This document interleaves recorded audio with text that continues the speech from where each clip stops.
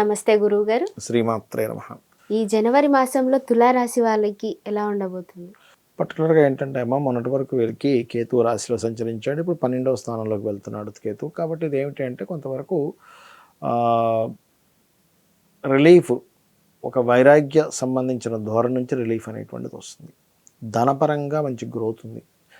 కొన్ని చిన్న చిన్న అంటే కుటుంబ సభ్యులతో కావచ్చు, అన్నదమ్ముల మధ్యన కావచ్చు, కొంత ఘర్షణ వాతావరణం కూడా ఉంటుంది, ఉండదని కాదు.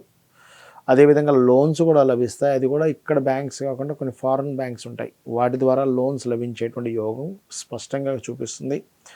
అదేవిధంగా ఐవీఎఫ్లు, ఐయుఐలు చేయించుకుంటూ ఉంటారు. కొంతమందికి సంతాన సంబంధించిన ఇబ్బంది ఉండడం వల్ల వాటి ద్వారా సంతాన యోగం అనేటువంటి స్పష్టంగా ఉంది. 6లో రాహు ఉన్నాడు కాబట్టి రాహు స్పోర్టివ్నెస్కి, పౌరుష పరాక్రమాలకి కారకుడు కాబట్టి స్పోర్టివ్గా మీరు వెళ్ళి ఏదైనా సరే సాధించుకోగలుగుతారు. బికాజ్ ఆఫ్ ఇక్కడ 3లో పాపగ్రహాలు, 6లో పాపగ్రహాలు. అందుకని పరాక్రమంతో ధైర్యంగా ఒక స్టెప్ తీసుకోవడం అనేటువంటిది ఈ టైంలో మీకు మంచి చేస్తుంది. ఒక్కోసారి మనం చూడండి, ధైర్యం కొన్నిసార్లు చేయకూడదు, కొన్నిసార్లు చేయాలి. దీనికి మనకు రామాయణంలో చెప్తూ ఉంటాడు. మేఘనాడు విజృంభించేస్తుంటే అష్టసిద్ధులు వచ్చినటువంటి ఆంజనేయ స్వామి కూడా ఇవాళ మన రోజు కాదు, ఇవాళ మనం పక్కకు ఉండాలి అని అక్కడి నుంచి వెళ్ళిపోతారు యుద్ధరంగం నుంచి. ఎందుకు అంటే ఆ రోజు గనక మనకి అన్ని అష్టసిద్ధులు వచ్చి నాకేంటని వెళ్తే అది సరైన రోజు కాదు. ఎందుకంటే సాక్షాత్ రుద్రాంశ అయినటువంటి ఆంజనేయ స్వామి మేఘనాథుడు ఆ రోజు, అతని రోజు ఆ రోజు మనం ఈరోజు వదిలేసేయాలనుకుంటే, ఎందుకంటే నికుంభల హోమం చేసి వచ్చాడు ఆయన, దానికి తిరుగుండదు, ఎవరు వచ్చినా సరే అయిపోవాల్సిందే. అలా ఒక్కొక్కసారి మనం చూడండి, మన టైం బాగుంటే మనం ఏ ధైర్యం చేసినా బాగుంటుంది, బాగాలేకపోతే మనం మంచి చేసినా చెడు ఎదురవుతుంది. అలా ఈ టైంలో వీళ్ళు సాహసం చేస్తే మంచిది ఇక్కడ. అదేవిధంగా సప్తమ గురువు అనేటువంటిది వివాహ జీవితము, వివాహ భాగస్వామి లేదా పార్ట్నర్స్తో ఫ్రూట్ఫుల్గా ఉండేటువంటి యోగం కనిపిస్తుంది. మరియు ఇక్కడ కొద్దిగా సంతానం కోసం ప్రయత్నం చేసేవారు మాత్రం కొంత జాగ్రత్తగా ఉండాలి. చిన్న చిన్న మిస్క్యారేజ్ రూపంలో ఇబ్బంది వచ్చేటువంటి చూపిస్తుంది చాలా స్పష్టంగా. అలాగే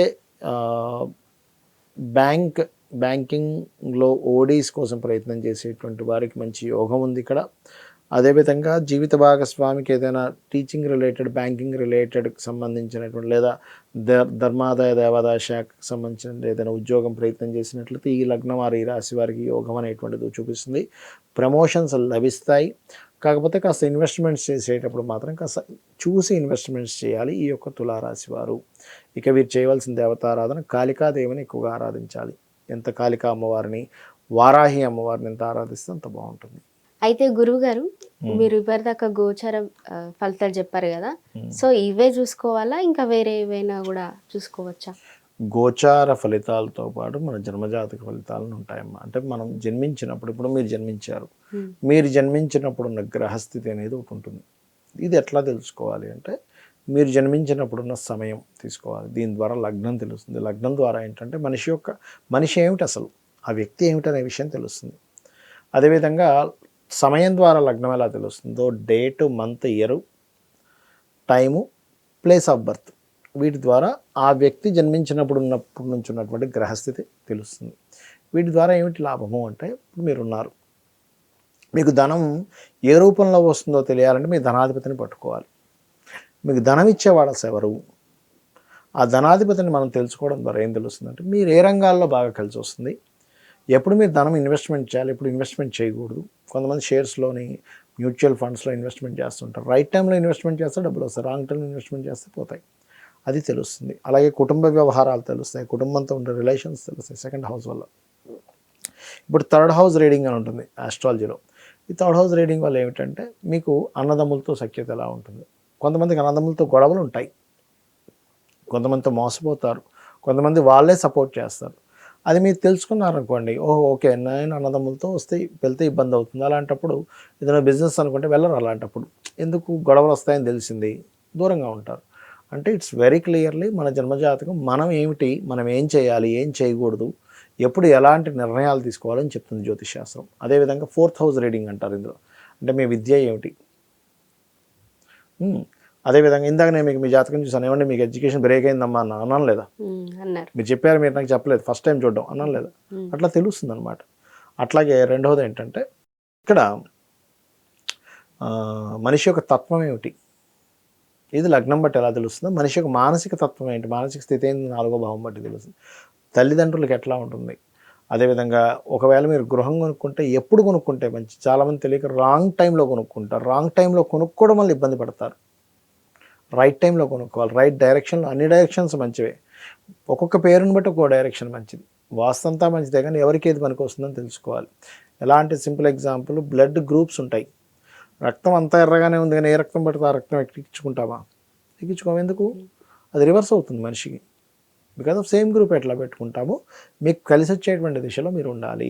అదేవిధంగా వివాహ సమయం కూడా చాలామంది తెలియక వివాహం అవ్వట్లేదని, ఎన్ని సంబంధాలు చూసినా కుదరట్లేదని బాధపడుతూ ఉంటారు. ఇక్కడ బాధపడడం కాదు, ఎప్పుడు ఆ సమయం ఉందో తెలుసుకోవాలి. ఇప్పుడు నేను ఉన్నాను, అర్ధరాత్రి 1 గంటకి, 2 గంటలకి, 3 గంటలకి మాటిమాటికి డోర్ తెరిచేసి అయ్యో సూర్యుడు రాలేదంటే బాధపడితే ఎలా ఉంటుందమ్మా చూసేవాడికి? 6:30కి సూర్యోదయం, నువ్వు 1 గంటప్పుడు లేచి బాధపడతావు ఎందుకు? అంతే కదా. సో టైము, ఎప్పుడు వివాహ సమయం ఉంది అప్పుడు చేసుకుంటే వాళ్ళ లైఫ్ బాగుంటుంది. ఎప్పుడు లేదో మనం ఆ టైంలో, లేని టైంలో మనం వెతుకుతూ ఉంటాం. ప్రతి మనిషికి 3 నుంచి 5 సార్లు ఉంటుంది వివాహ యోగం అనేటువంటిది. ఆ పర్టికులర్ టైమ్స్ ఎప్పుడు వచ్చాయో వాళ్ళకు ఉన్నటువంటి ఆర్థిక పరిస్థితిని, ఇప్పుడు వచ్చింది కదా టైం వచ్చింది కానీ చేసుకున్నాం, ఆర్థిక పరిస్థితి బాగోదు ఆ టైంలో, ఇంకోసారి ఇస్తాడు భగవంతుడు ఛాన్స్, ఇంకోసారి ఇస్తాడు. అలాగా గ్రహాల యొక్క కదలికల మూలంగా ఆ టైం చూసుకొని చేసుకోవాలి. అదేవిధంగా ఇన్వెస్ట్మెంట్స్ కావచ్చు, సంతాన అభివృద్ధి కావచ్చు, లేకపోతే దాని ఏమంటారు జాబ్ కావచ్చు, బిజినెస్ కావచ్చు, ఇవన్నీ కూడా మన జన్మజాతకంలో ఉంటాయి. ఇక్కడ మీకు సందేహం కలుగుతుంది, మరి ఇవన్నీ మన జన్మజాతకంలో ఉంటే ఇప్పుడు కూర్చోబెట్టి ఈ రాశి ఫలితాలు ఎందుకు చెప్పారు అని. ఇది ఎలా అంటే అమ్మా, ఇప్పుడు మీరు ఉన్నారు, స్టూడియోకి వస్తున్నారు, అక్కడి నుంచి ఇక్కడికి రావాలి, ఒక అరగంట పడుతుందా మీ ఇంటి నుంచి ఇక్కడ రావడానికి? పడుతుంది. అదే బాగా ట్రాఫిక్ జామ్ ఉంది, ఎంత టైం పడుతుందమ్మా? గంట పట్టచ్చు.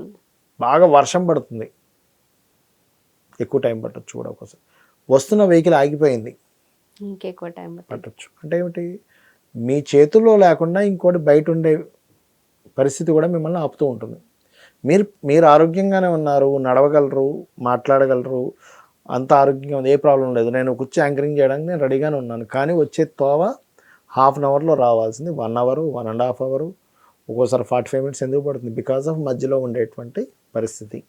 ఈ పరిస్థితిని ఇలా ఉంది కాబట్టి, బయట బాగా వర్షం పడుతుంది కాబట్టి, లేకపోతే బయట ఎక్కువ ట్రాఫిక్ ఉంటుందేమో కాబట్టి నేను ఒక అరగంట ముందు బయలుదేరుతానని మీరు డిసైడ్ అయితే టైంకి రాగలుగుతారు, అదర్వైజ్ రాలేరు. ఈ పరిస్థితే గోచారం. ప్రజెంట్ ఈ మంత్ సిచ్యువేషన్ ఏమిటి, దీనికి నేను ఎలా ఉండాలి, ఎలా స్పందించాలి, ఎలా సిచ్యువేషన్స్ని ఎట్లాగా హ్యాండిల్ చేయాలి, ఎట్లా ప్లాన్ చేసుకోవాలి, ప్లానింగ్ని మీకు స్పష్టంగా చెప్పేది ఈ గోచారం. అందుకని గోచార ఫలితాలు చెప్పుకుంటూ మన జన్మజాతక ఫలితాలను చూసుకోవాలి.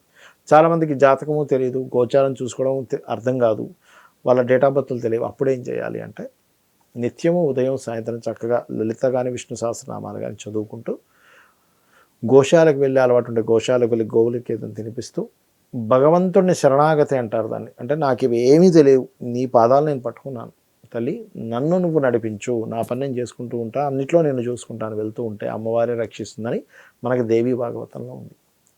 అంటే ఒక వ్యక్తి తన పూర్వజన్మ కర్మల చేత నుదుటి మీద ఒక రాత రాసుకొని వస్తాడు భూమి మీదకి. కానీ ఎప్పుడైతే అమ్మవారి భక్తులు అవుతామో, బ్రహ్మని పిలిచి వాడి నుదుట రాతని తిరిగి రాయమని చెప్తుందట అమ్మవారు. అంటే అమ్మవారి ఆరాధన అంత గొప్పది. కాబట్టి ఫైనల్గా మనం ఏం చేసినా అమ్మవారి ఆరాధన చేసుకుంటూ మన పని మన ప్రయత్నం చేసుకుంటూ వెళ్ళిపోతుండాలి, ఆగిపోకూడదు ఎక్కడా కూడా.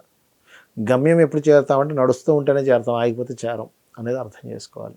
ధన్యవాదాలు గురుగారు. శ్రీమాత్రే నమః.